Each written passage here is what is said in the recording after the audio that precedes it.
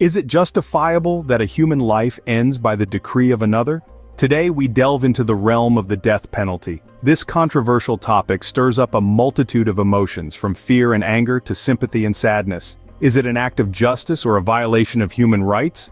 Is it a necessary deterrent or a tragic perpetuation of violence? These are questions that remain at the heart of the debate.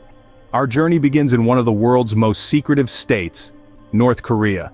The history of North Korea's death penalty is as enigmatic as the nation itself. The roots of this punitive measure can be traced back to the inception of the Democratic People's Republic of Korea in 1948. Under the iron-fisted rule of Kim Il-sung, the death penalty was established as part of their legal framework, serving as the ultimate form of punishment for those who dared to transgress the stringent laws of the state. Kim Il-sung's reign, which spanned over 4 decades, was marked by an unyielding approach towards crime and dissent. The death penalty was often used as a tool of political repression, a method to silence opposition, and a deterrent against crimes deemed detrimental to the state's ideology and security. The tradition of capital punishment continued unaltered under the rule of Kim Jong-il, and later his son Kim Jong-un. It's worth noting that the North Korean legal system is shrouded in secrecy. Hence, the exact number of executions remains unknown. However, it's widely believed that the death penalty is used extensively and often without the due process of law.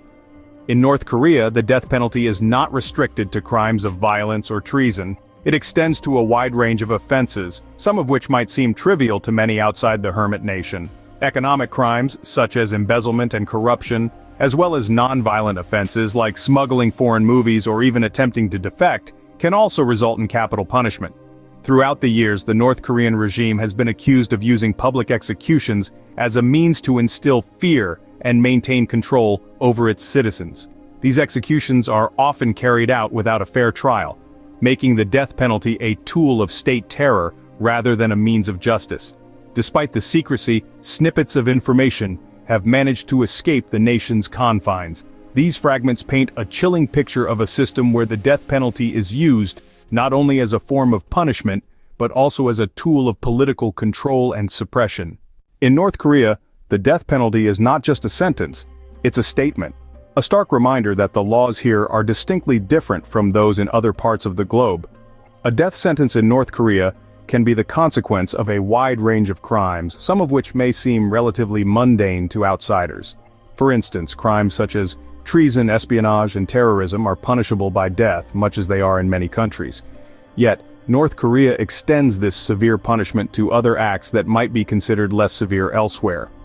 These include, but are not limited to, embezzlement of state property, consumption of media not sanctioned by the state, and even attempting to defect or leave the country. The methods of execution are as varied as the crimes.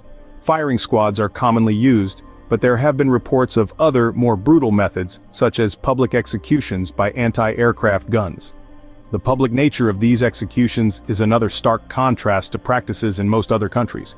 Public executions serve as a grim spectacle, intended to instill fear and obedience among the populace. It's important to note that the transparency and fair trial standards we might expect in other legal systems are often absent here.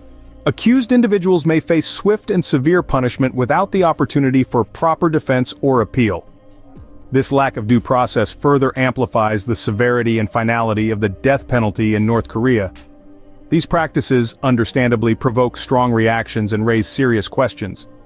The stark contrast between North Korea's approach to capital punishment and the practices of most other countries leads to an intense debate about human rights and the interpretation of international laws. The death penalty in North Korea is not just about punishing crime. It's a tool of control, a statement of power, and a stark reminder of the consequences of dissent in a tightly controlled society. The harshness of these penalties raises questions about human rights and international laws. The world watches, but how much can it influence?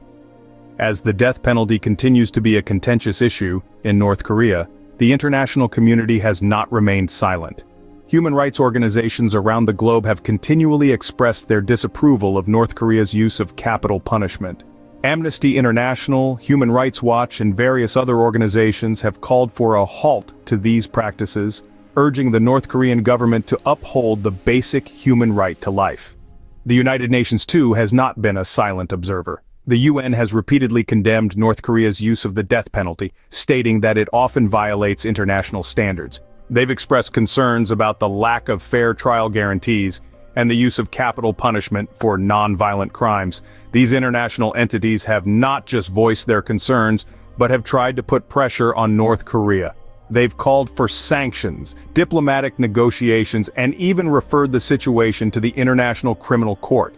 Their aim? To create a world where justice does not equate to taking a life, where punishment does not defy basic human rights. Yet, the response from North Korea has been less than receptive.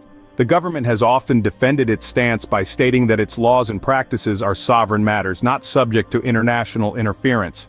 They've argued that the death penalty is necessary to maintain social order and security. The controversy surrounding North Korea's use of the death penalty is far from over. It raises crucial questions about sovereignty, human rights, and the power of international influence. While the international community continues to condemn and fight against these practices, the road to change is fraught with challenges. The power dynamics of geopolitics, the cultural and political isolation of North Korea, and the country's insistence on sovereignty and self-determination all play a significant role in this complex issue. And so, while the world watches and reacts, the question remains, how much influence can it truly exert?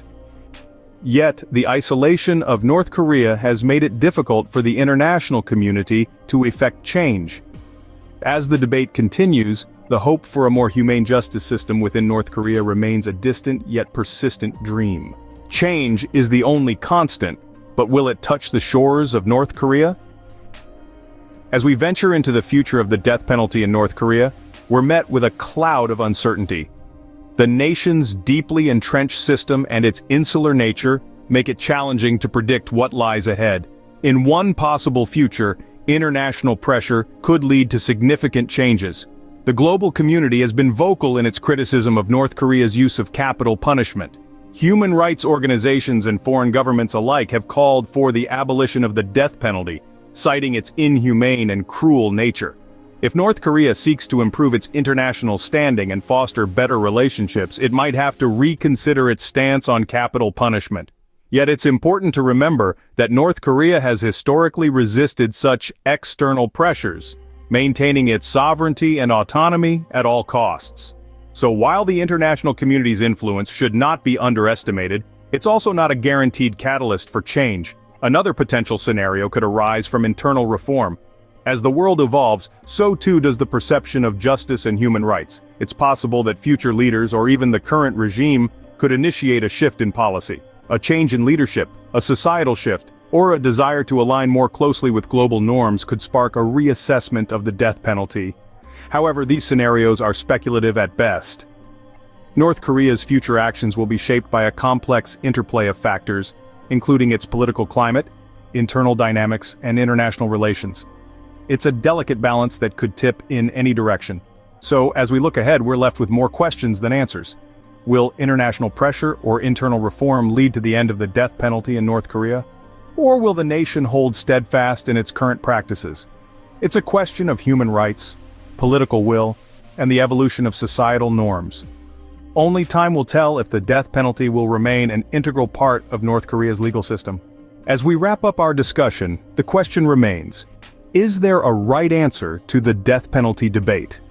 We've journeyed through the complex narrative of North Korea's death penalty, from its historical roots to the intricate laws that govern its execution, and the international response it has drawn.